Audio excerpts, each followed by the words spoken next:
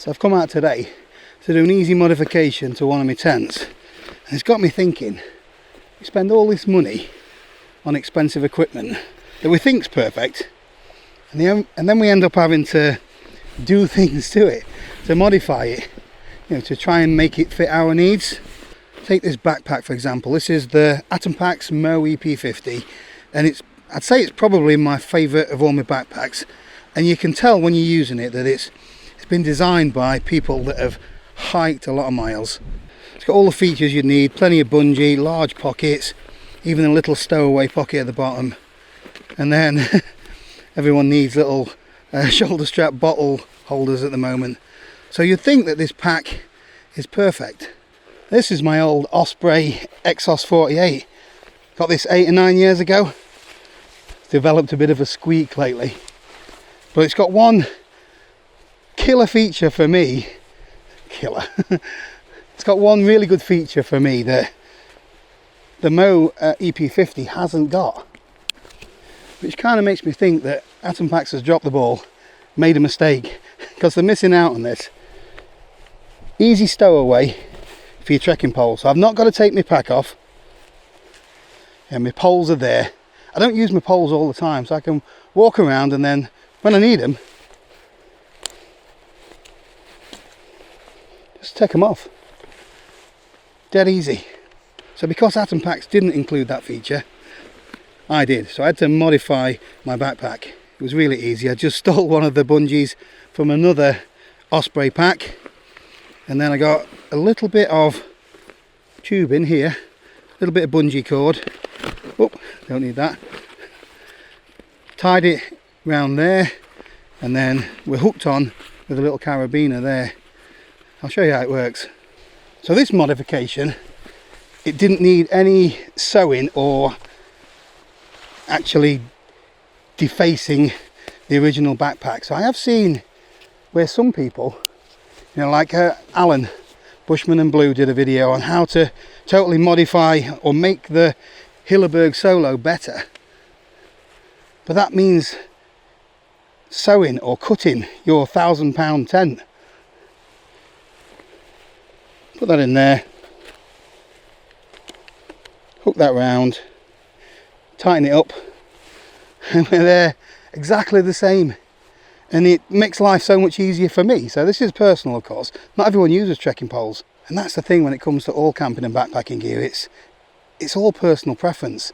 Different people have different opinions. The tent I'm going to modify in a bit, some people will say it's too small for them, there's not enough headroom for them, but for me it works perfectly fine. You try asking a question in one of the forums, can you recommend the best tent for hiking the Cumbria Way or hiking the West Highland Way, and you'll get loads and loads of different opinions.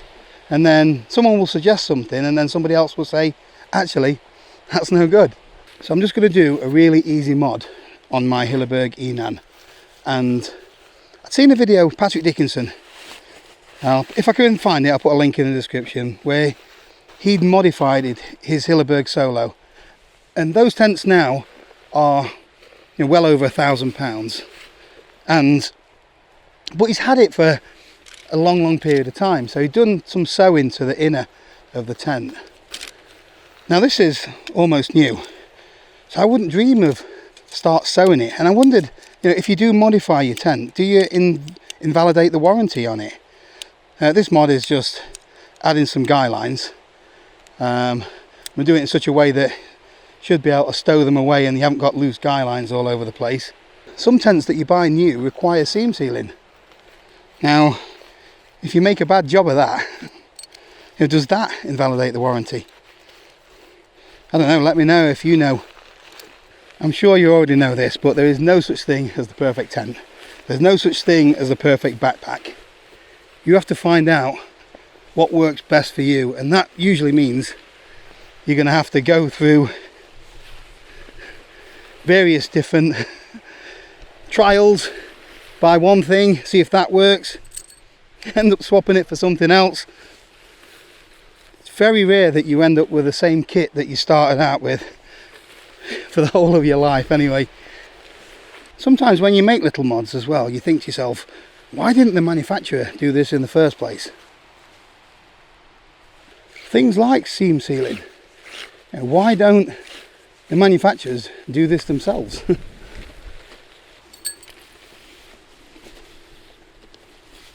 So we're hidden behind these trees, but it is quite windy today.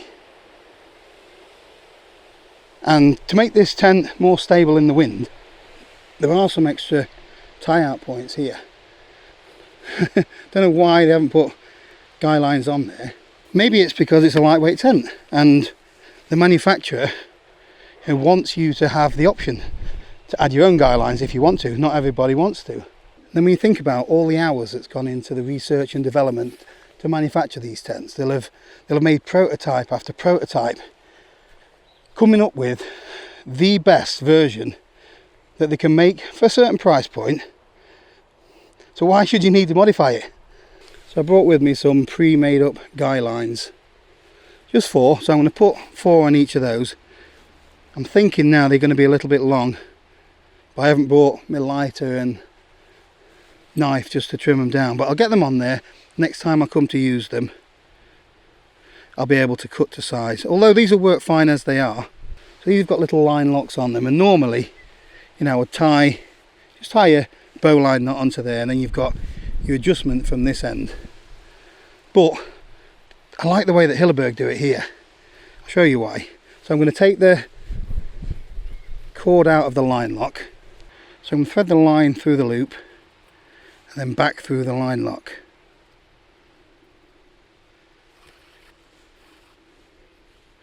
So the adjustment is actually closer to the tent. So I'm going to put a little bowline knot on the end here. I will put a link in the description to a video showing how that's done. One that's got a better close-up than my action camera. That's what it looks like anyway. Peg through the loop. And then all your adjustments from this end. I'll do the other 4, then I'll show you why I've done it this way.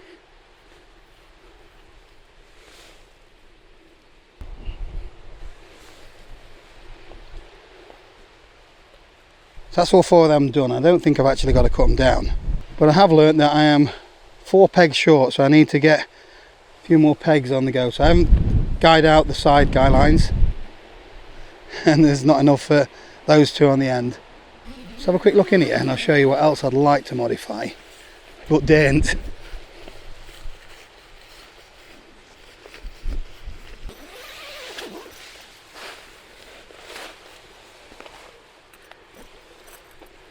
You can perhaps see the first one. Even though I rolled this up nicely, it always comes undone when it's windy. Could do with another one of those bungee tie-outs about here. But that would mean sewing something onto the fly sheet, seam sealing it to make it waterproof. I could just use a clothes peg, which is what I'll do, because I don't want to alter the original tent. A couple of reasons. So firstly, there's the warranty. You know, if I have a problem with it and it needs fixing, is the warranty affected because I've done something to the tent? And then what if for some reason you need to sell your tent? You know, does it affect the resale value? And not everybody wants your bodged modifications. It would be bodged if I did it anyway, because I can't sew as good as the guys and girls at Hilleberg. So I'd never be brave enough to have a go at modifying that. So I've already mentioned Patrick Dickinson. He put more pockets in his tent. I could do with a pocket here as well. One so I could just shove the door in if I needed to. And you know, when you're asleep, your head's or your feet's at one end or the other.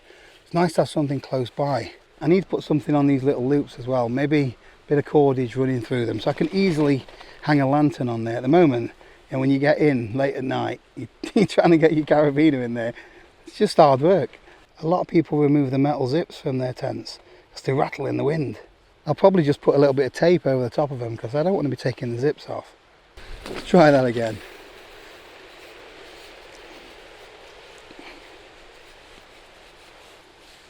So it looks nice and tight there. It doesn't take much for it to start coming loose, look. I said I was going to show you these guy lines, didn't I? So I'm not going to need these guy lines all the time, so I'm just going to put the line lock right to the end, hank my cordage up, open that line lock a little bit, put my hank of cordage halfway through, then just tighten that up and lock it down, neaten things up a little bit. So that's just a nice tidy package that will stay locked up now. And then when you need to use it, it's really easy to deploy, nothing's tangled. You can do that with the Hilleberg guy lines as well, but it's not quite as neat because they are joined together in one big thing.